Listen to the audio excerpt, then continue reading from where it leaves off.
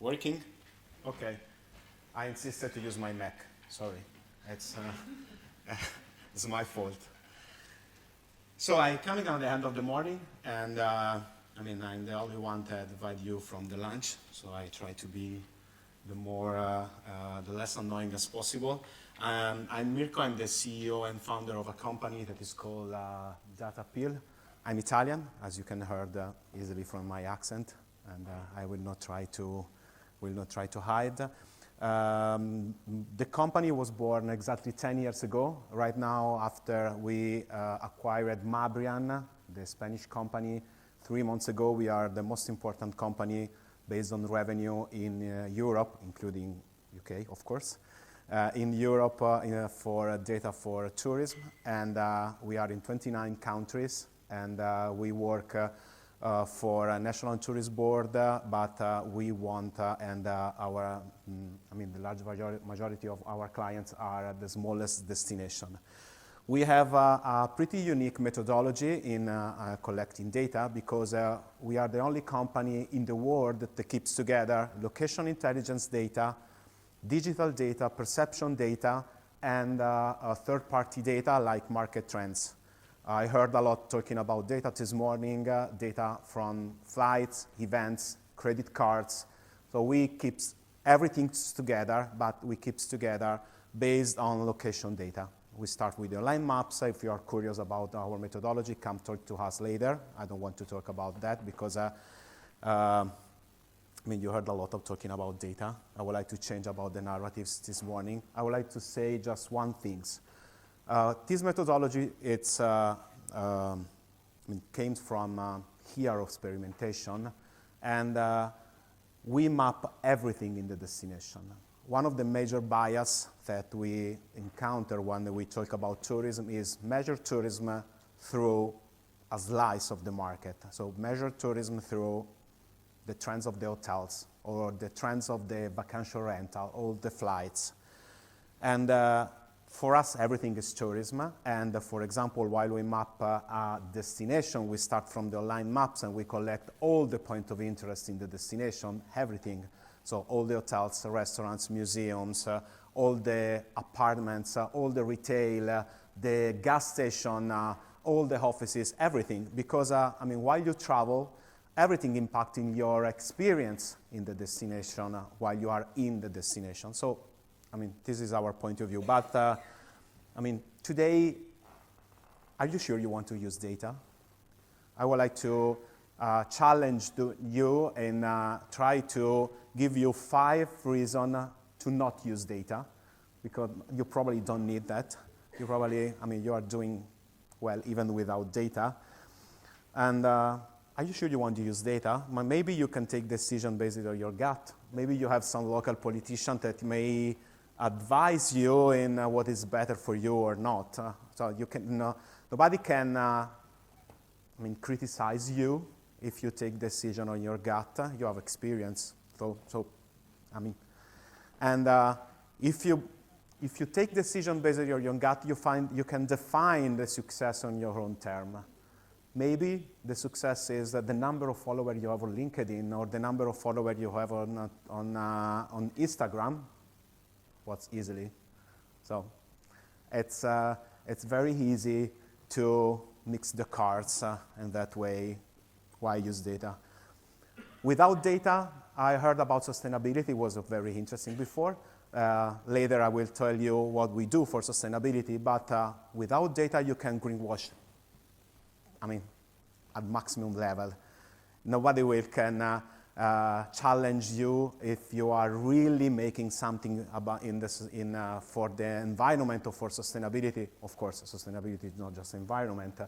And what I heard before, it's true. All the methods of measuring sustainability are really subjective. So keeps like that. Don't use data for sustainability. Data are expensive, of course, a lot of expensive. There are some data sets that are more expensive than others. Have you ever tried to ask the telephonic company how much does it cost to have the mobility of the people in the destination? They cost a lot.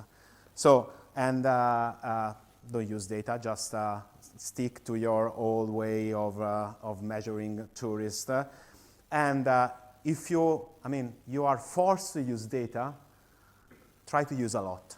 So you can confuse your host stakeholder and your shareholder. If you use a lot of data, you are able to mix all together, and you can claim to use data, but at the end of the day, you're not. Of course, I'm joking. And I found a company that has a mission to democratize and simplify data. I will explain later what we mean. And we want to help destinations worldwide to move from, we are not in contrast with the whole way, of course. We want to help to be more in real time. And we heard, a while ago, we work all over the world, and official data arrive months later. And it's normal. They need a scientific approach, and they need time to consolidate all the data. But it's possible today, collecting data from hundreds of different channels, to have almost the same level of confidence in understanding the phenomenon, almost in real time, and even forecast for the future. So what we do is to collect several streams of data, mostly unstructured data, high variability data, high volume data, like the data that I mentioned before. And using AI, we start using AI before it get fancy, before 10 years ago, using AI for extract value from the data.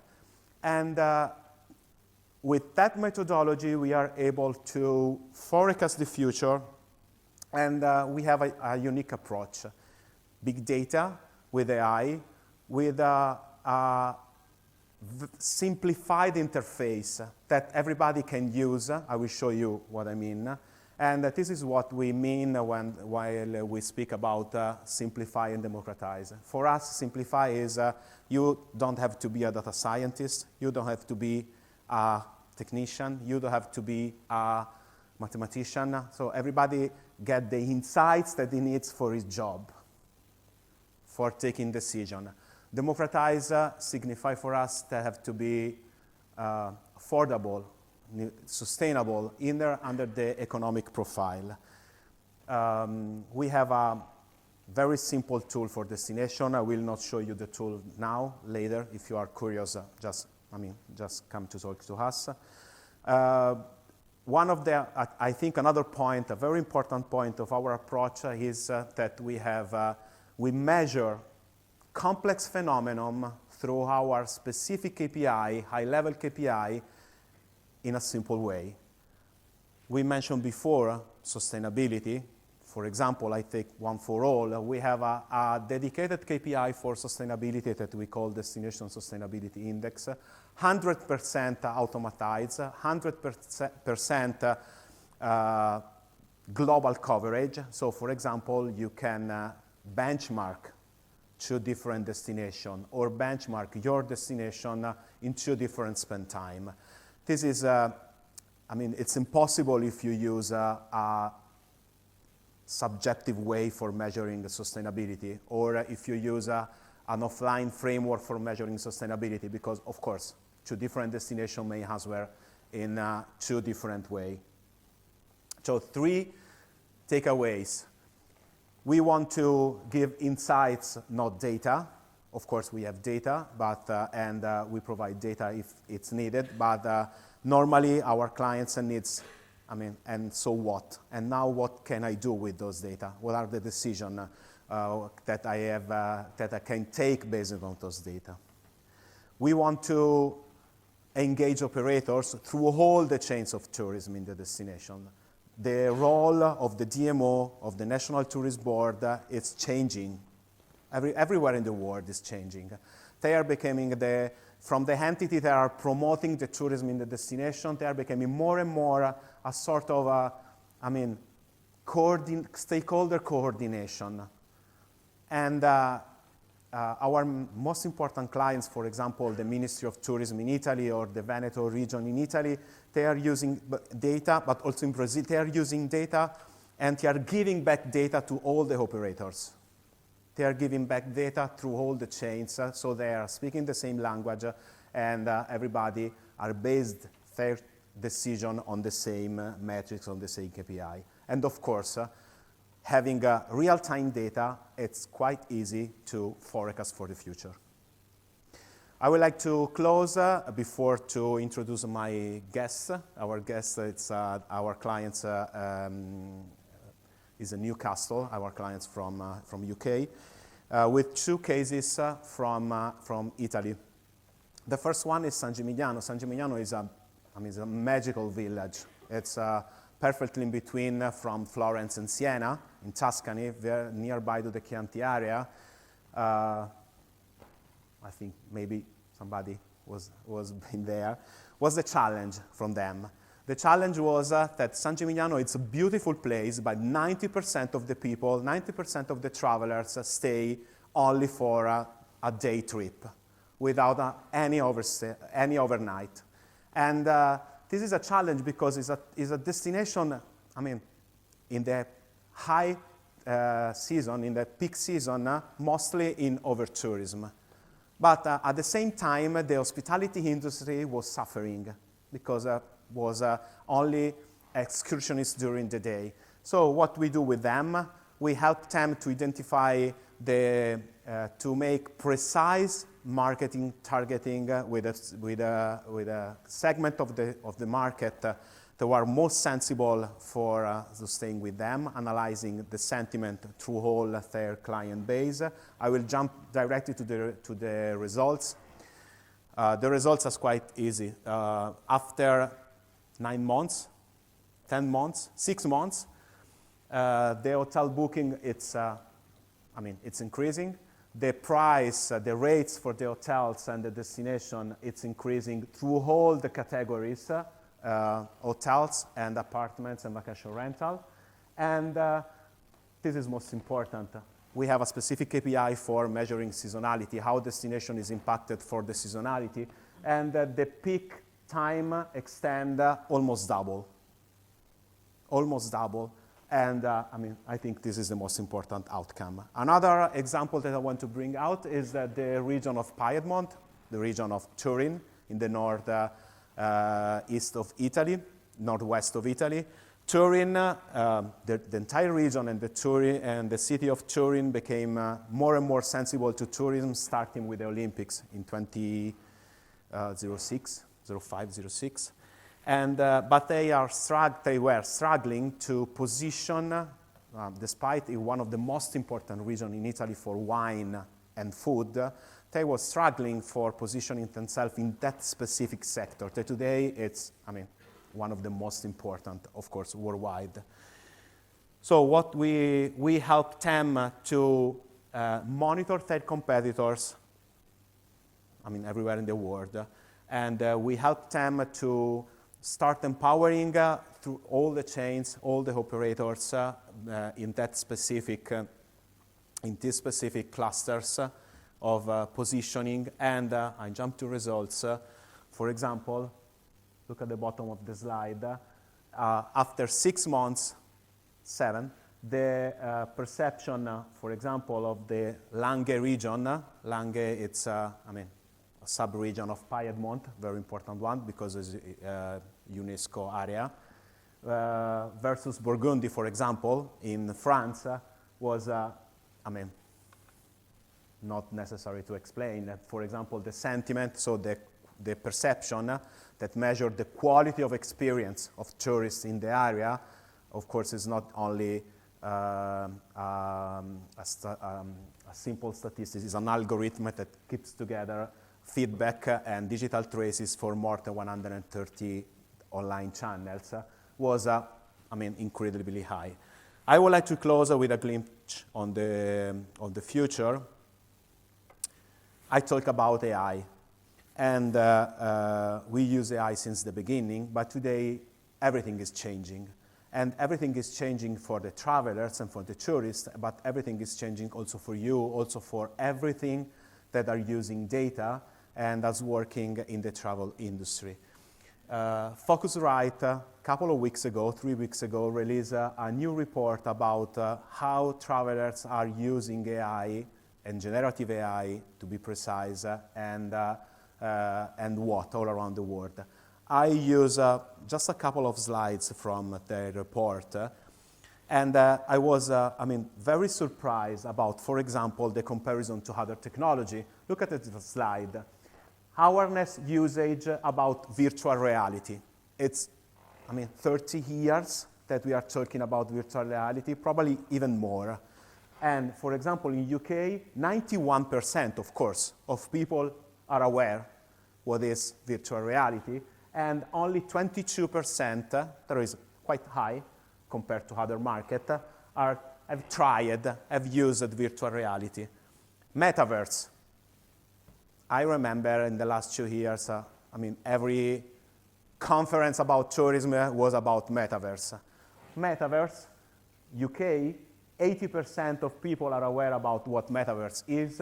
13% have tried or used metaverse. Little more, little better, augmented reality. 82% of people are aware. Apple, for example, based their entire strategy about virtual reality on augmented reality.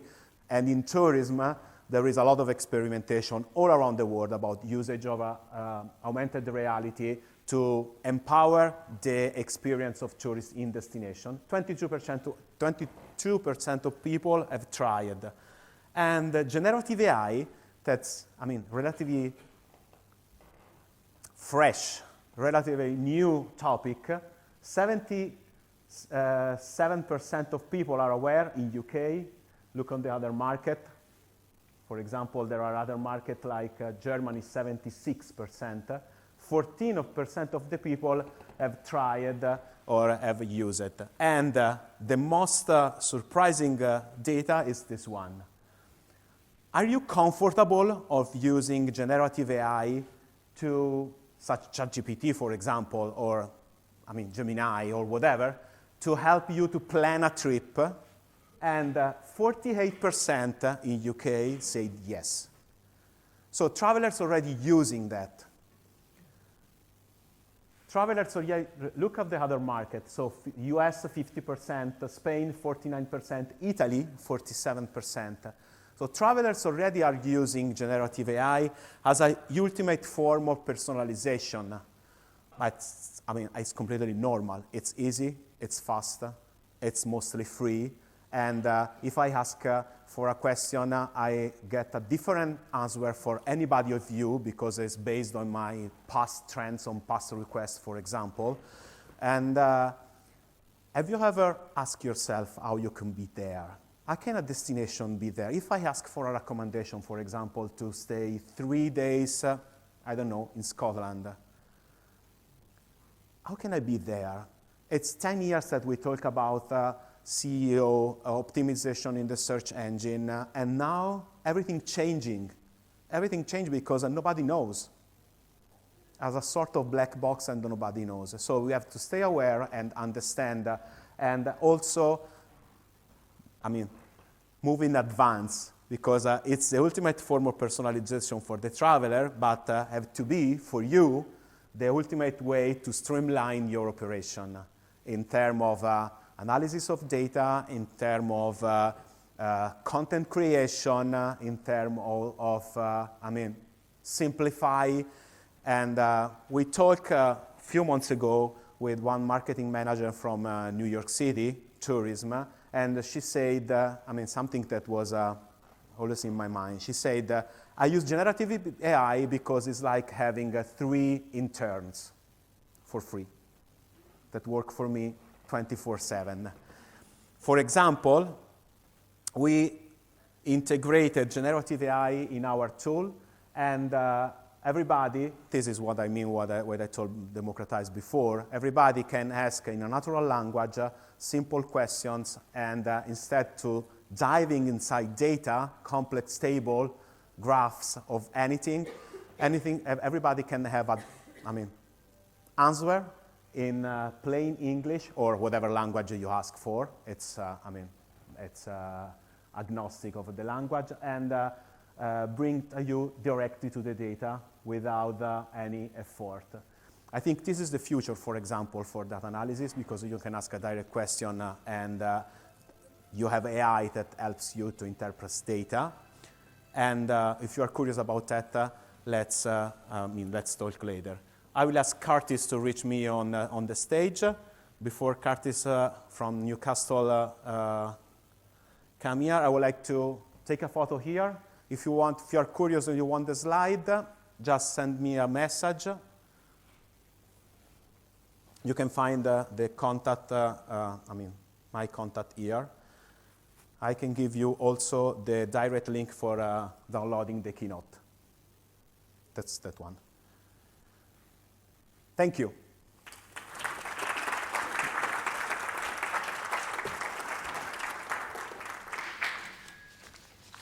You can change the presentation. Hi, everyone. This is the clicker. Thank you very much. We're good to go. Excellent. So, hello, everyone. Thank you. My name's Curtis. I'm a digital marketing executive on behalf of Newcastle-Gateshead Initiative, and amongst other things, we are a client of Data Appeal. So I'd like to share my thoughts on how we can integrate the artificial intelligence into the visitor economy, whether that be through improving the visitor experience, enhancing that through the data we already know, and then making projections based on what we expect them to do while visiting our destinations. Now, I'll keep it light. In the interest of time, I'll make sure, you're doing well. It's a dark room, isn't it? So I'll try to keep you awake. So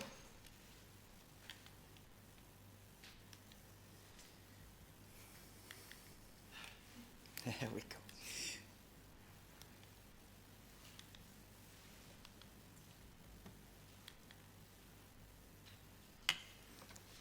Had this been artificial intelligence, it would know when to the next slide.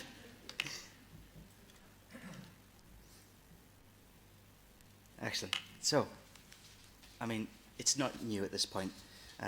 The capability of AI has grown exponentially in the past few years. When considering AI solutions alone, the UK market is set to be worth 803.7 billion in 2035, just in the UK. And the most popular use case of AI in UK businesses is for the purpose of data analytics. So it's clear that all sectors are considering how the insights generated from AI can benefit their approach to developing their consumer offerings through more intimate knowledge and projections of the visitor habit. When considering the impact of AI in relation to our visitor economy, the key areas of impact that we identified were the insights that we could glean from big data, from platforms such as Data Appeal, real-time indicators of which types of events are doing well, which types of accommodation are doing well, and from which markets those would appeal to the most, with predictive analysis that enhances that as well, which of course influences our strategy as a destination. We could make a lot of the decision-making automatically inspired by said data. For the visitor themselves, the product that can be offered from experiences within the region can be personalised for their specific interests. In terms of trip planning, as we've discussed previously, people are changing the way they identify which places they're going to visit. The convenience of AI is becoming more exciting, not just for the Gen Z, I might be one of them, but not quite sure, but from all different ages and demographics, people are willing to experiment because of the heightened convenience of those solutions. It's more personalised, and the information itself as a destination can be delivered in a novel way, add a bit of enjoyment to it. The human element is crucial in artificial intelligence, from the growing skepticism of jobs being replaced. So how do we make it endearing to use still with the heightened skepticism? And in terms of content that we generate as part of our marketing material, it can be useful to sort of transfer in the process. 3 interns for free. Anyone that wasn't necessarily a digital marketer in the past can now become one through the training of SEO enhancement, for example, that's powered by AI. So a complete shift in that. And also accessibility. AI provides some really easy wins for accessible experiences online as part of the booking process.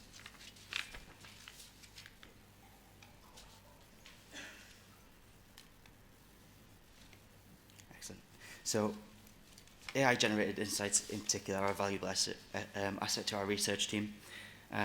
Data appeal allows us to monitor the volume of reviews and sentiment towards points of interest in our destinations and see overall volume and sentiment scores for Newcastle, North East England, and separately the 7 local authority areas which make up the region.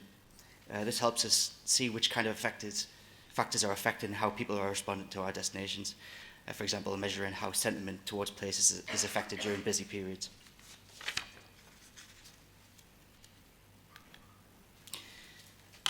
Data appeal also shows us where our visitors are from and the sentiment towards a destination from each of the main markets. Germany seems to be a prevalent one for us in particular.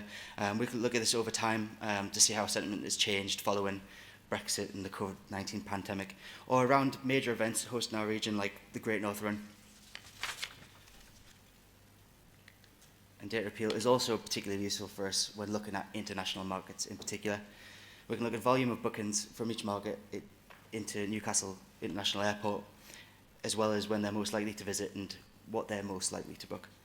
We can also look at who are the most likely to travel with, whether that be on their own, in a couple, with children, in a group, which areas of the North East they're most likely to visit, and which attractions, hotels, restaurants, etc. are more positively received from particular visitors in particular markets, which provides a lot of market insights for us that can help us with our marketing strategy, with tailoring our content specifically for them with advertising. When considering AI's potential to influence marketing material, we thought it would be best to consider the activity that's going on at the moment. To try and be somewhat original in this space, people are adapting chatbots and etc. But I would just like to share with you some examples which I thought was quite endearing use of AI in marketing. Rather garish thumbnail there, but if we could play that, please. Hello, my name is Maria. I am a purpose-driven and socially interactive artificial intelligence-powered virtual being. I am a mix of art and science and the world's first virtual citizen created for Visit Malta. My learning journey with the public has just started, and over time I will evolve to have a vast understanding and knowledge of everything about Malta.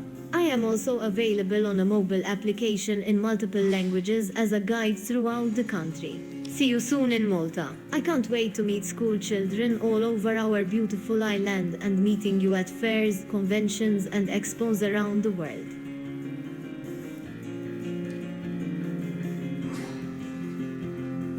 So chatbots obviously aren't new at this point. I'm sure everyone, well, that surprised me, but maybe it'd be more useful. I gave it a go. But what makes Maria different from Visit Malta is the authenticity they deliver through personalising how the chatbot is delivered. A part of the scepticism, as I mentioned prior, was due to how authentic the experience feels. People can be disarmed if it's something a bit novel and delivered in a way that really encompasses what the destination is all about without feeling too synthetic. Visit Denmark delivers its pitch for the destination with clever use of points of interest from competing destinations. If we could play that, please.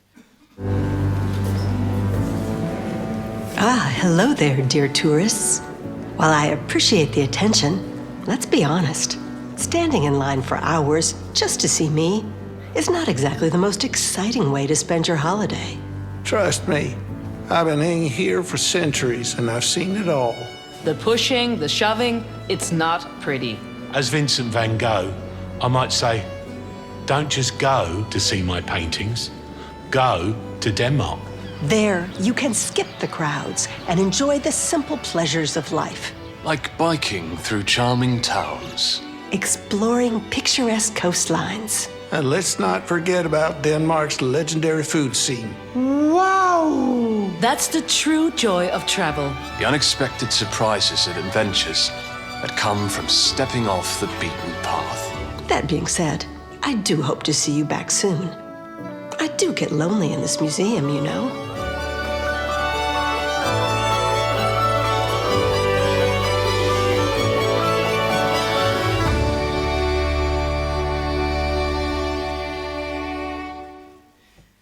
And lastly, another video, I'm sorry, one more.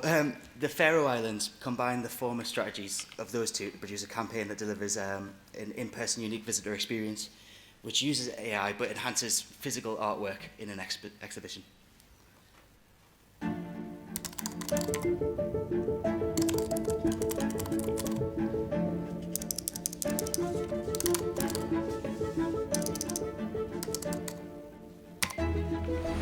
The Faroe Islands are an archipelago of 18 islands located in the middle of the vast North Atlantic Ocean. Its isolation meant history's greatest artists never had the chance to visit. But can you imagine how Van Gogh would have painted this?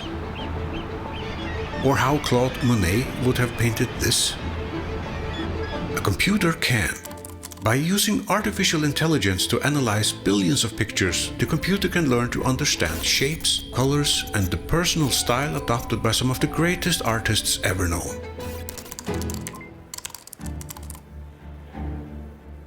The computer can create new pictures of the Faroe Islands, just as individual artists might have done in their own style. A carefully curated collection inspired by some of the greatest artists ever living will go on display at the National Gallery of the Faroe Islands at an exhibition opening on the 29th of September. At the exhibition, the audience will also get a chance to create their own images using artificial intelligence.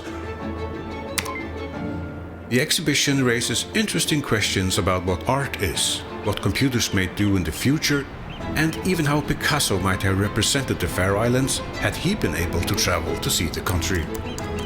Can you imagine?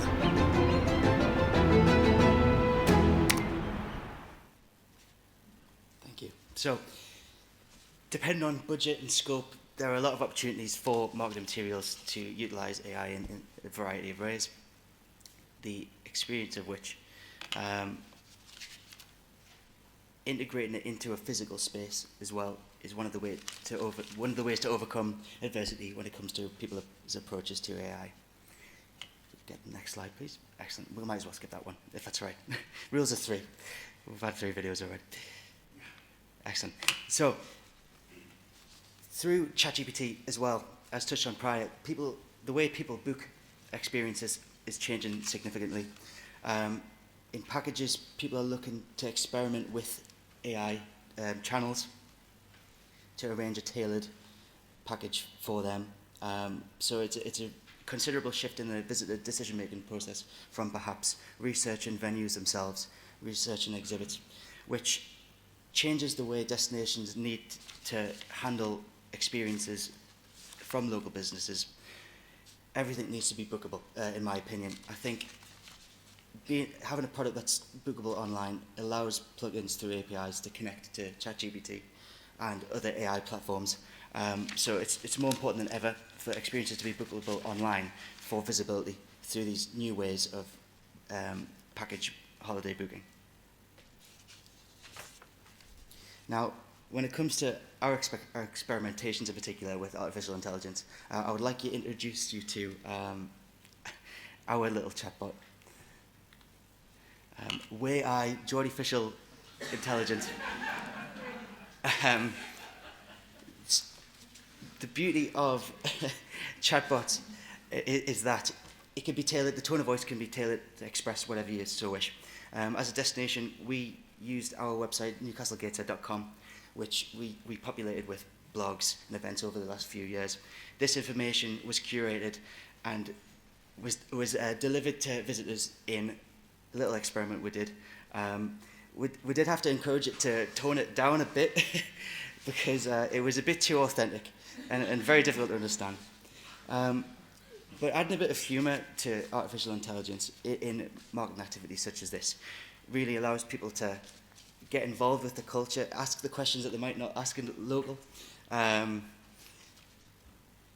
if you can understand me, you will definitely be able to understand our chatbot.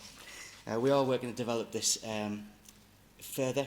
Applications could include terminals at tourism events, tourist hubs, airports, ferry terminals. A way to deliver personalised recommendations for experiences rather than the visitor having to explore for themselves. Lastly, when it comes to visitor experience, the barriers for international visitors could be dampened by the power of AI. If they utilise translation apps, which are coming leaps and bounds over the past couple of years, any issues for hoteliers, for example, interactions with guests, making it easy to understand, I think this is a good driver for international tourism in that it encourages people to explore without the worry of being understood, whether that be international languages or dialects, as we've touched upon. If we change slide, please. For the sake of time, I'll skip that. But through our partners, they're delivering actual physical demonstrations of artificial intelligence. Our butler bot at the Maldron Hotel it delivers room service, and it is more friendly than you could probably imagine. In terms of content, as I mentioned earlier, anyone who wasn't a digital marketer before can certainly be one nowadays with the assistance of AI. It can tailor your content for search engine optimization. Reach obviously is more important now than ever. The competition is really difficult on search engines. So if a visitor is using traditional methods of discovery for information about your destination, it's really important to expand on the reach, and this is one of the ways that could help you do that. Content can be tailored dependent on the insights we have gained from artificial intelligence, dependent on the location of the visitor, dependent on what their interests are. So a lot of our blog content is informed directly by current trends in tourism data. And lastly, so the purple pound, it's £266 billion a year of spending from an accessible market with 16 million potential visitors a year. AI allows you to enhance your content online for various different needs and abilities. And it's an easy win, if not for the economic benefits that it would be to cater for this audience. It allows you as a destination to be shown as considerate, so the reputational benefits, to be able to inspire an opportunity for delight of these visitors that may have been dissuaded if your online experience wasn't very accessible. It's a fantastic opportunity to cater to this market. And lastly, I'll leave you with some considerations for yourselves, for your own destinations. How do you remain authentic? As we touched on before, artificial intelligence does have an air of inauthenticity from the way it sources its data. If you can tailor your tone of voice to be hyper-specific to your market, to represent your destination in particular, it can be very useful. The hyper-specific targeting of visitors is crucial. Now, for example, in national markets, really consider if you're serving the content to them in a suitable way. And lastly, I think artificial intelligence promotes a great window of opportunity for destinations to inspire visitors and local businesses to get on board with AI, to complement the offering rather than simply replacing the human touch, which people are afraid of. Thank you for your time. Thank you.